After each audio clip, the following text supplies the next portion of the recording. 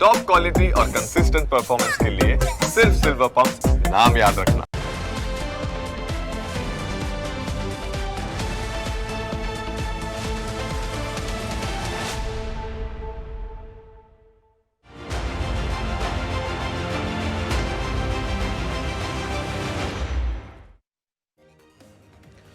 અમદાવાદમાં વાહન ગમે ત્યાં ફરે, મેમો સીધો આવી જશે ઘરે। અમદાવાદ શહેરમાં લોકો ટ્રાફિકના નિયમો પાળવામાં નથી માનતા, એટલે જ ટ્રાફિક પોલીસ ઈ મેમો ફટકારે છે, પરંતુ ઘણા લોકો ઈ મેમો પણ ભરતા નથી। આવા લોકોને પાછળથી કોર્ટના ચક્કર કાપવા પડે છે।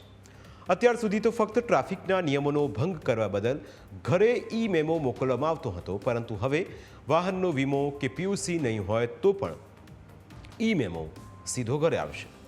આ ઈ મેમો એએમસી દ્વારા મોકલવામાં આવશે।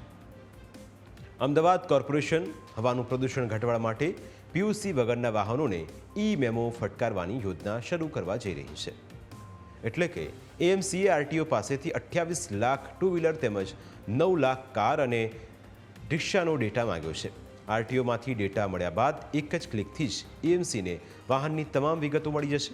અત્યાર સુધી પીયુસી ન હોય તો ચાલી જતું હતું, કારણ કે જો ચેકિંગ કરવામાં આવે તો ખબર પડતી હતી કે વાહન ચાલક પાસે પીયુસી છે કે નહીં, પરંતુ હવે બધી જ માહિતી એક જ ક્લિકથી મળી જશે।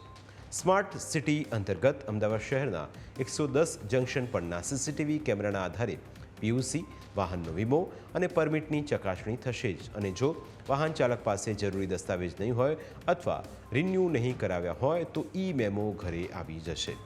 ટ્રાફિક પોલીસ સીસીટીવીના આધારે વિવિધ 16 ગુનાના ભંગ માટે ઈ ચલણ મોકલે છે, પરંતુ પીયુસી, વાહનનો વીમો અને પરમિટમાં તેમાં સમાવેશ થતો નથી, અને તેના કારણે મોટાભાગના ટુ વ્હીલર કે કાર ચાલકો પાસે પીયુસી નથી।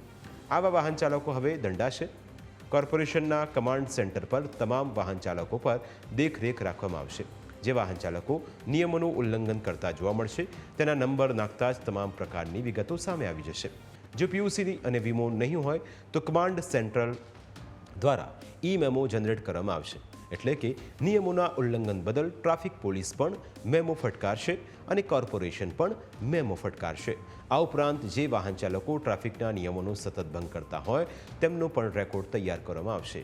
તેના માટે આરટીઓ પાસેથી ડેટા આવ્યા બાદ ટ્રાફિક પોલીસ સાથે સંકલન કરીને મેમો ફટકારવાની નવી સિસ્ટમ તૈયાર કરવામાં આવશે, કારણ કે અમદાવાદ શહેરમાં પીયુસી વિના ચાલતા વાહનો હવાનું પ્રદૂષણ ફેલાવે છે।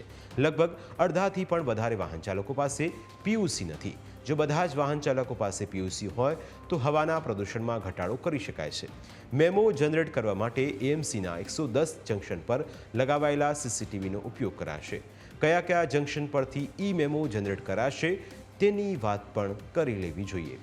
Pardi junction, Mahalakshmi cross road, Ellis bridge junction સાથે ઇન્કમટેક્સ 4 રસ્તા, આંબાવાડી જંકશન, પંચવટી 4 રસ્તા પાસેથી ઈ મેમો આવશે।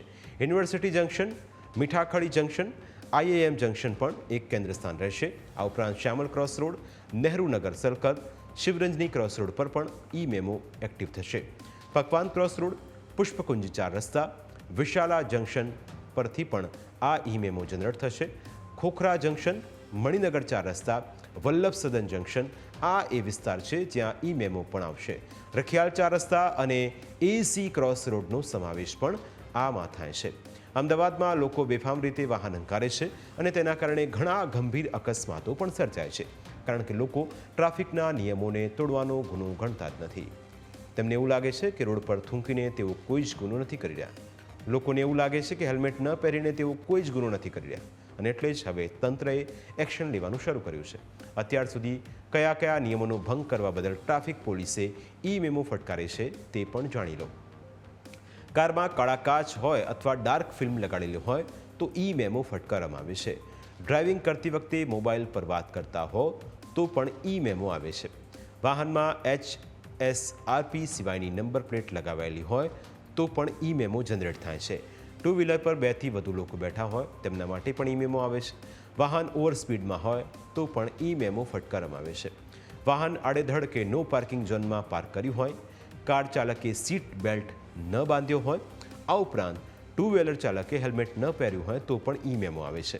રોંગ સાઈડ અને ટ્રાફિક સિગ્નલ તોડી હોય, સ્ટોપ લાઇનનું ઓવર સ્પીડિંગ અથવા લેફ્ટ સાઈડ બ્લોક કરી હોય તો પણ ઈ મેમો આવે છે. રિક્ષામાં નિયમ કરતાં વધુ પેસેન્જર ભર્યા હોય, રિક્ષામાં ડ્રાઈવર સીટ પર પેસેન્જર બેસાડ્યા હોય અને BRTS કોરિડોરમાં વાહન ચલાવ્યું હોય તો ઈ મેમો ફટકારવામાં આવે છે. જો તમે પણ આવા નિયમોનું પાલન ન કરતા હો તો હવેથી પાલન કરજો, નહીં તો ઘરે ઈ મેમો આવશે અને જો નિયત સમય મર્યાદામાં મેમો નહીં ભરો તો મેમો ભરવા માટે કોર્ટમાં જવું પડશે. એ સમજવું જરૂરી છે કે નિયમોનું પાલન મેમો ન આવે એટલે જ નહીં પણ તમારી સુરક્ષા માટે પણ કરવું જરૂરી છે. પ્રાઇમ 9માં આજે બસ આટલું જ. ફરી મળીશું નવા મુદ્દાઓ સાથે. ત્યાં સુધી રજા આપશો. નમસ્કાર.